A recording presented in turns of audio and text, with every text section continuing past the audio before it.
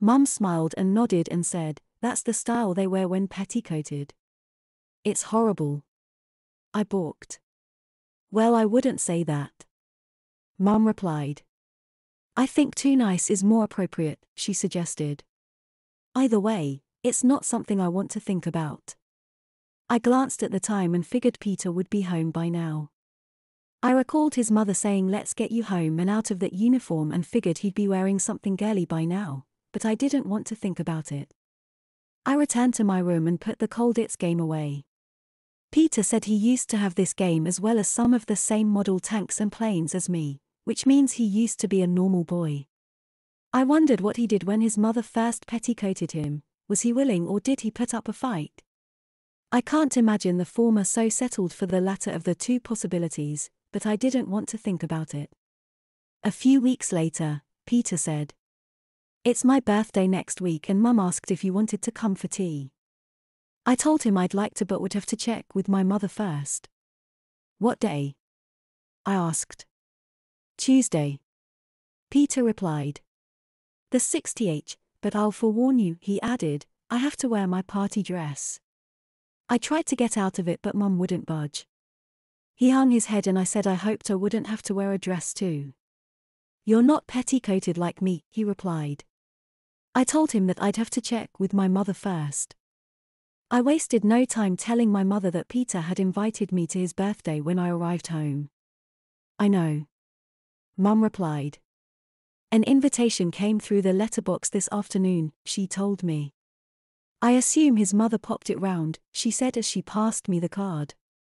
"Peter warned me that he'll have to wear a dress," I said as I took the card, pink and white striped with a print of a pink satin bow and the words "Peter's birthday party" written on the front.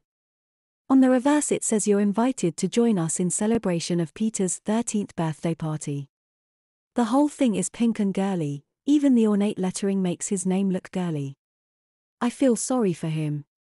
He doesn't have many friends and I guess I really should accept the invitation, but if he'll be wearing one of his prissy dresses, maybe I should decline. I'm not sure if he wants me to go or if his mother told him to invite me. I said. I got the feeling he'd rather I didn't. "What makes you say that?" Mum asked. "I just think he'd rather keep his friends and his home life separate," I said. "He never invites anyone around and he wasn't happy when I called unannounced that time." I added. "But he has invited you," Mum said. "He might be upset if you don't go, and if he doesn't have many friends it won't be very nice celebrating his birthday alone. If I had to wear a dress on my birthday I think I'd rather celebrate alone." I replied, adding that it would be a pretty weird party with Peter having to wear a dress. I'd feel out of place. "Not necessarily," Mum replied. "You could show him some solidarity and wear one too." First of all, I flat refused. Secondly, I asked what solidarity meant and thirdly I reminded my mother that I'm not petticoated like Peter. The first thing Mum said was that solidarity means unity and that I should stand by and support my friend.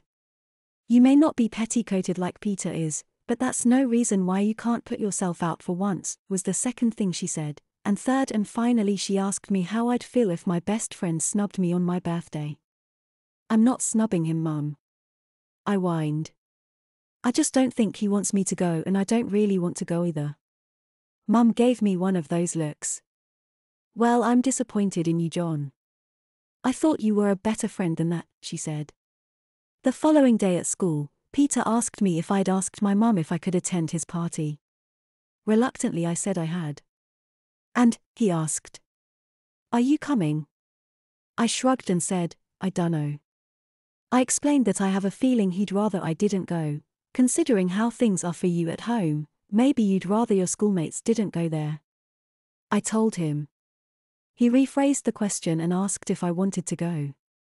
"I would if you didn't have to wear a dress," I replied. "But my mum's telling me that I should wear one too." I added with great reluctance. "Well, in that case, if I were you I wouldn't go." Peter said.